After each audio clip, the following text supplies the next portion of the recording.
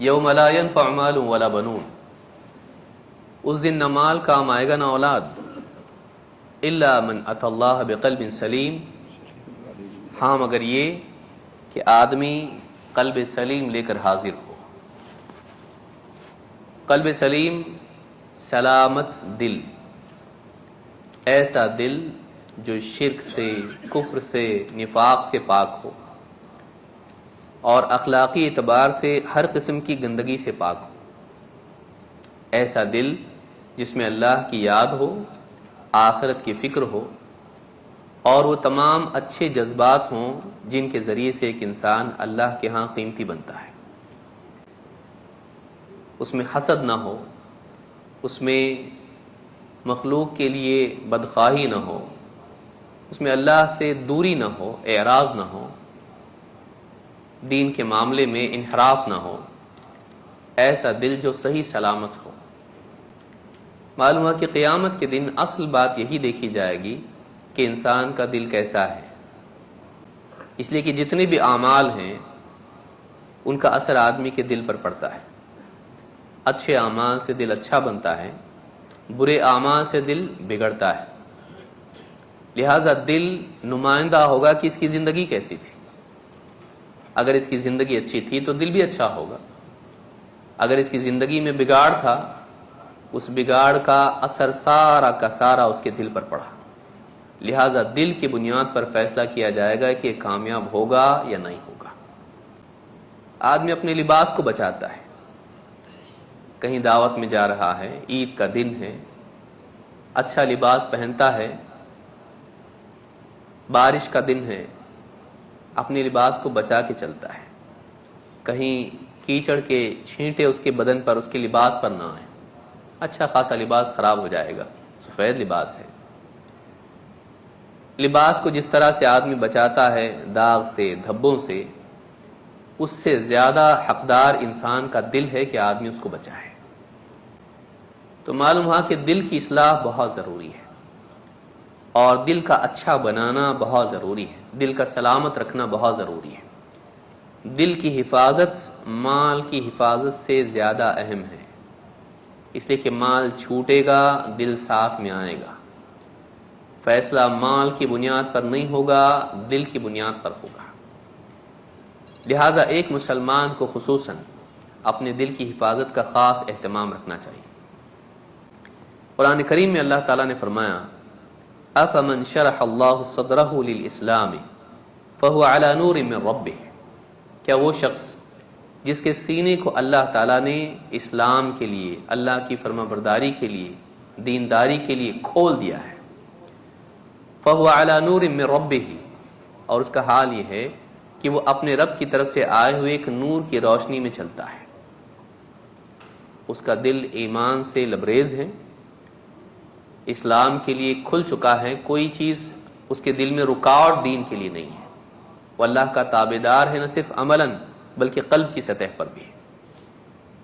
فَهُوَ عَلَى نُورٍ مِّن رَبِّهِ، اور وہ اپنے رب کی نور کی روشنی میں چلتا ہے، یعنی اللہ کی طرف سے آئی ہوئی وحی کی روشنی میں اپنی زندگی گزارتا ہے، فلسفوں کی روشنی میں نہیں، خواہشات کی روشنی میں نہیں، بلکہ ربانی علم کے تابع ہو کر وہ چلتا ہے۔ اس کے پاس ایمان بھی ہے اور اس کے پاس علم بھی ہے۔ فَوَيْلٌ لِّلْقَاسِيَةِ قُلُوبُهُم مِّن ذِكْرِ اللَّهِ، اب اچانک اللہ نے بات بدل دی، کہا کہ کیا یہ شخص جس کے سینے کو اللہ تعالیٰ نے اسلام کے لیے کھول دیا اور وہ اللہ کی طرف سے آئے ہوئے نور کی روشنی میں چلتا ہے، کیا یہ اس کی طرح ہو سکتا ہے جن کے دل اللہ کی یاد سے سخت ہو چکے ہوں، جن کے لیے اللہ کی طرف سے بربادی ہے۔ فَوَيْلٌ لِّلْقَاسِيَةِ قُلُوبُهُم مِّن ذِكْرِ اللَّهِ، بربادی ہے ان لوگوں کے لیے جن کے دل اللہ کی یاد سے سخت ہو چکے ہیں۔ اولئک فی ضلال مبین، یہ لوگ کھلی گمراہی میں پڑے ہوئے ہیں۔ یہاں پر آپ دیکھیں گے کہ اللہ رب العالمین نے ایک طرف اچھے انسان کا ذکر کیا، دوسری طرف برے انسان کا ذکر کیا۔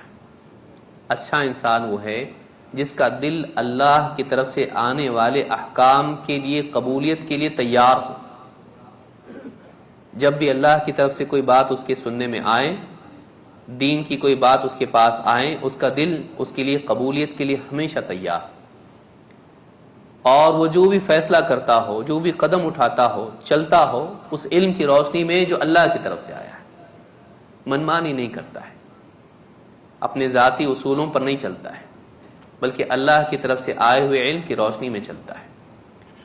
اس کے مقابلے میں دوسرا آدمی ہے جس کا دل اللہ کی طرف سے آئی ہوئی نصیحت کے لیے سخت ہو چکا ہے، وہ قبول نہیں کرتا ہے، حق کا نفاذ اس کے دل میں نہیں ہوتا ہے۔ ایسے لوگوں کے بارے میں اللہ نے فرمایا اولئک فی ضلال مبین، یہ لوگ کھلی گمراہی میں پڑے ہوئے ہیں۔ انسان حق کو قبول نہیں کرتا ہے، حق سامنے آنے کے باوجود بھی اس کو دکھائی نہیں دیتا ہے، آنکھوں پر پٹی پڑ جاتی ہے، لیکن آنکھ سے بہتر دل پر پٹی پڑ جاتی ہے، کیونکہ اصل حق کو قبول کرنے والا، حق کو دیکھنے والا دل ہے۔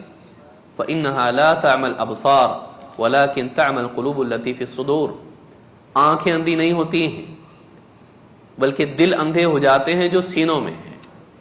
حق کو دیکھنے کے لیے اچھا دل ہونا چاہیے۔ اللہ کے نبی صلی اللہ علیہ وسلم فرماتے ہیں الا ان فی الجسد مضغہ اذا صلحت صلح الجسد كله واذا فسدت فسد الجسد كله الا وهي القلب۔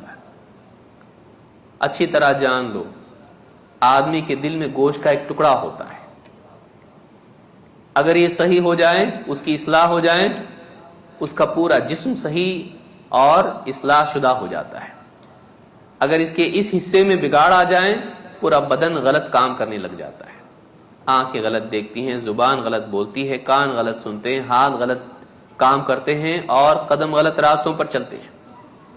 دل اگر بگڑ جائے پورا جسم بگڑ جاتا ہے، سارے اعمال بگڑ جاتے ہیں۔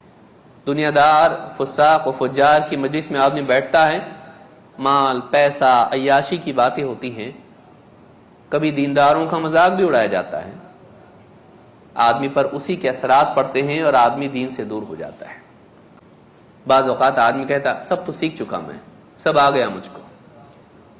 صرف معلومات نہیں، معلومات کے اثرات انسان کو اچھا بناتے ہیں۔ معلومات یادداشت ہے، لیکن اس کا اثر دل پر کتنا ہوا؟ اگر معلومات کا دل پر اثر نہ ہو تو معلومات کچھ فائدے کی نہیں۔ والقرآن حجت لک او علیک، قرآن یا تو تیرے حق میں حجت ہے، دلیل ہے، بچاؤ کے لیے گواہ ہے، یا تیرے خلاف گواہ ہے۔ تو بعض اوقات آدمی معلوم کر لیتا ہے، کئی درس سنے، کئی مجالس میں آیا، سیکھ لیا، کئی کورس کر لیے، اب ایک خیال اس کے ذہن میں آتا ہے اب تو میں سیکھ چکا ہوں، اب جانے کی ضرورت نہیں۔ دینی مجالس میں صرف علم کے لیے نہیں آیا جاتا ہے، دینی مجالس میں اس علم کے اثر کے لیے، اپنے ایمان کی تجدید کے لیے آتے ہیں۔ ایسا علم جو انسان کے دل میں خوف پیدا نہ کرے، اللہ کی عظمت کا احساس پیدا نہ کرے، ایسا علم واقعی علم نہیں ہے، وہ صرف معلومات ہے، وہ ڈیٹا ہے۔ ہم دیکھتے ہیں کئی حدیثیں ہم سنتے ہیں، پڑھی ہوئی ہوتی ہیں، 50 بار ہم نے پڑھی ہوتی ہیں، لیکن کسی مجلس میں آتے ہیں اور اس حدیث کا اثر ہمارے دل پر ہوتا ہے، ایسے جیسے ہم نے پہلی مرتبہ سنی، وہ احساس دل میں پیدا ہوتا ہے۔ دینی مجالس میں صرف علم کے لیے آنے والا محروم رہے گا، دینی مجالس میں علم کے ساتھ احساس کی تجدید کے لیے آنے والا کامیاب رہے گا۔ تو کامیاب کون ہے؟ ہم خسارے میں نہ ہو تو کیا کریں؟ تو اللہ نے سورۃ العصر میں اس کو بیان کیا ہے کہ خسارے سے بچنے کے لیے تم کو کیا کرنا پڑے گا؟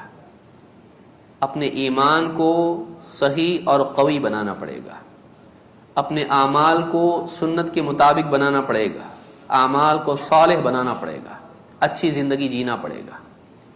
اچھی زندگی جینا سب سے بڑی کامیابی ہے، لیکن اچھی زندگی جینا اس اعتبار سے نہیں کہ آدمی کے پاس ساری آسائش کی آرائش کی چیزیں ہوں۔ اچھی زندگی وہ ہے جس میں اچھے اعمال ہوں، اور اچھے اعمال ہی انسان کو سکون دیتے ہیں۔ اچھا جینا کامیابی ہے دنیا میں، اور اس کے نتیجے میں کامیابی ملتی ہے آخرت میں۔ تو خود بھی اچھا جیے، اور پھر اس کے بعد سماج میں دوسروں کو بھی حق کے مطابق چلنے اور حق پر جمنے، حق کو قبول کرنے اور حق پر جمنے کی تلقین کریں۔ حق کے اعتبار سے دو چیزیں ہیں، ایک یہ کہ انسان کا قلب اس کو قبول کرے، دوسرا یہ کہ انسان اپنی زندگی میں اس حق پر جمع رہے، آزمائشیں آئیں گی، پریشانیاں آئیں گی، جمع رہے اس کے اوپر، ڈٹا رہے اس کے اوپر، سیدھے راستے پر چلتا رہے، حق کی قبولیت کا ثبوت عملی صورت میں دے، تو دوسروں کو بھی تلقین کریں۔ تو جو تین کام کرے گا، ایمان، عمل صالح اور حق کی تلقین، صبر کی تلقین، اگر یہ کام کرے گا ایسا آدمی خسارے سے محفوظ ہے۔ ہم اپنی زندگی کا جائزہ لیں، ہم کر رہے ہیں کہ نہیں کر رہے ہیں اس کو؟ اگر نہیں کر رہے ہیں تو خسارے میں ہے۔ دنیا میں کیا ہے؟ کھیل تماشا ہے، بس ایک قسم کا ایک ڈرامہ ہے۔ اس سے بعد لوگوں نے کہا نا کہ ہمارا سوشل انٹریکشن کیا ہوتا ہے؟ ایک ڈرامہ ہوتا ہے جو سٹیج پر ہوتا ہے، ہم دوسروں کے لیے مزین ہو کر پیش کرتے ہیں اپنے آپ کو، ہم ہوتے کچھ ہیں، بن کے کچھ آتے ہیں، ایک ڈرامہ ہے یہ۔ ہم اپنے آپ کو ویسا بنا کے پیش کرتے ہیں جیسا لوگ چاہتے ہیں، جس کی بنیاد پر لوگ ہماری عزت کرتے ہیں، ہم ویسے بن کے پیش ہوتے ہیں، نکھر کے آتے لوگوں کے سامنے۔ یہ بس ایک ڈرامہ ہے، حقیقت ہمارے اندر کچھ اور ہوتی ہے، لیکن ہم بن کے کچھ اور آتے ہیں، بس یہی زندگی بھر چلتا رہتا ہے۔ ہم اچھے دکھائی دینے کی کوشش میں اچھے بننے سے رہ جاتے ہیں۔ ہماری ساری کوشش کیا ہوتی ہے؟ اچھے دکھنا چاہیے، ہونا چاہیے کیا؟ اچھے بننا چاہیے۔ ہم اچھے دکھائی دینے کی اتنی محنت کر لیتے ہیں کہ اچھے بننے کی کوشش سے محروم ہو جاتے ہیں، اچھے بن نہیں پاتے اور دنیا سے نکل جاتے ہیں، اور اللہ کے سامنے جب پیش ہوتے ہیں تو مجرد پیش ہوتے ہیں۔ یہاں مالدار دکھنا چاہیے، یہاں پر آسائش ہونا چاہیے، یہاں پر آرائش ہونا چاہیے، اچھا گھر ہونا چاہیے، اچھی گاڑی ہونا چاہیے، لوگوں کے بیچ میں عزت ہونا چاہیے، شہرت ہونا چاہیے، لوگوں کے بیچ میں کھڑا ہوں تو لوگ سلام کریں، مسافہ کریں، یہ سب ہونا چاہیے، یہاں شان و شوکت ہونی چاہیے۔ کیا لیکن مر گیا نا، قبر میں گیا کہ نہیں گیا؟ گیا، ختم، اس کا قصہ ختم ہو گیا۔ اس کے بعد کیا؟ صرف اتنے کے لیے تو نے اپنی پوری زندگی لگا دی،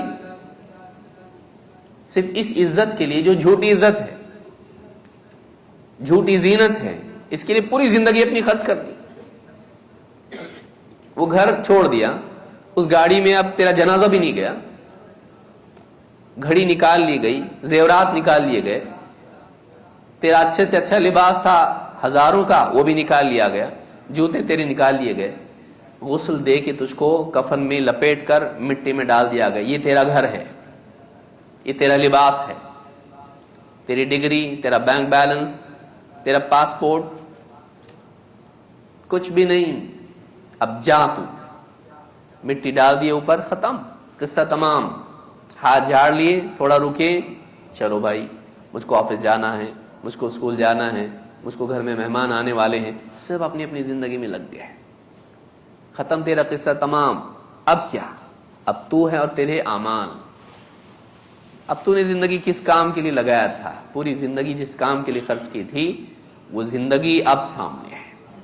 اگر تیاری کی تھی تو اب اچھا دور آنے والا ہے، تیاری نہیں کی تھی اب برا دور شروع ہوا، تیرا سارا ڈرامہ ختم، اصل زندگی اب شروع ہو گئی۔